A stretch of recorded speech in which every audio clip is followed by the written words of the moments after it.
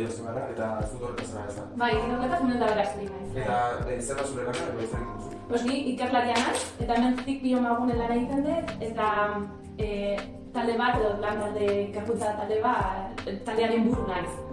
Nola izan zen zure ibilbidea ikertzaile edo hemen lan egin manule, eta nola izan da zure pausoak lan egiten? Ba, behitu, ni Gasteiztarra naiz, Gasteiztik nator, eta betidanik oso kuriosa izan naiz, bai? Orduan beti neukan hor, natura, eta neukan gogotxu, neukan argi zientziako zer ikasi nahi nuela.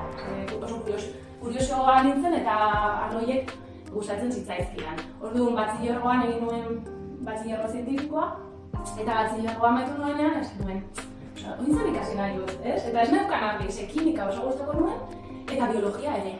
Eta momentu horretan, zegoen karrera bat nahiko berria, ditzen zena ingurugiro zientziak, bale? Eta hor nengoen dutetan, kimika, biologia, eta esan duen, betu, ingurugiro, dauka kimika, dauka biologia, bagiko dut, eta Gasteizen ikasi nuen, PUen.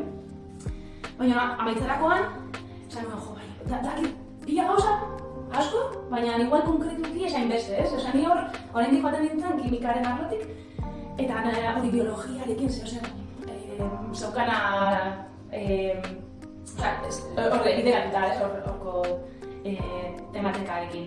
Eta batuen, Alemaniara joan nintzen, egin dituen praktika batzuk Alemanian, eta bueltatzerakoan erabaki nuen nahi nuela doktoratua egitea. Hau, espezializagoa izateko, eta dituen gogoko biomaterialak. Orduan joan nintzen 4 urte Alemaniara, hasi nintzen hemen Euskal Herrian, nintzen Alemaniara, igabe dituenan talde batean 4 urte, eta gero, bale, orain zer egiten dut, lanera nahi dut bueltatu eta ikerkuntza munduan nahi dut jarraitu. Eta hori bueltatu nintzen.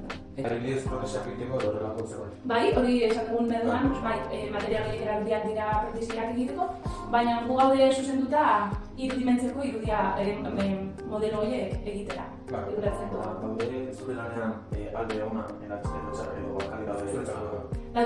Lan guztietan daude alde onak eta alde txarrak, ez? Osea, ne gustatzen zait pilo bat nire lana, gustora nago, baina egia da batzutan gauza txarra daudela. Eta adibidez, proiektu asko hilatzen behar ditugu. Normalean dirua behar dugu, ikusi duzu nolako ekipo garestiak ditugu hemen, ez?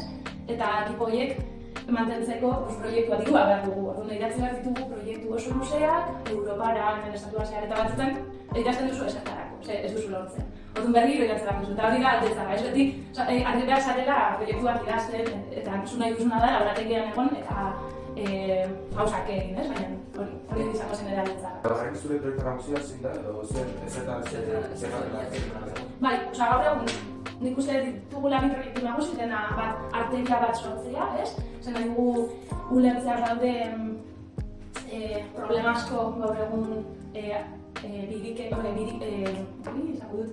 bihotzarekin, ez? Bihotzan tromboak eta odorak koagulatu egiten dela, eta batzutan fallatu egiten du bihotzak, ez? Eta oso larria izaten da. Orduan gu gaude bilatzen egiten arteria bat, farmako berriak probatzeko, eta lortzen badugu ere transplanteak egiteko.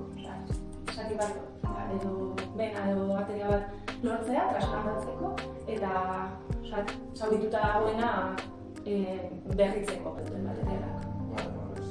Hori izan da guztia. Bai, mila esker, ea sortea duzuen. Bai,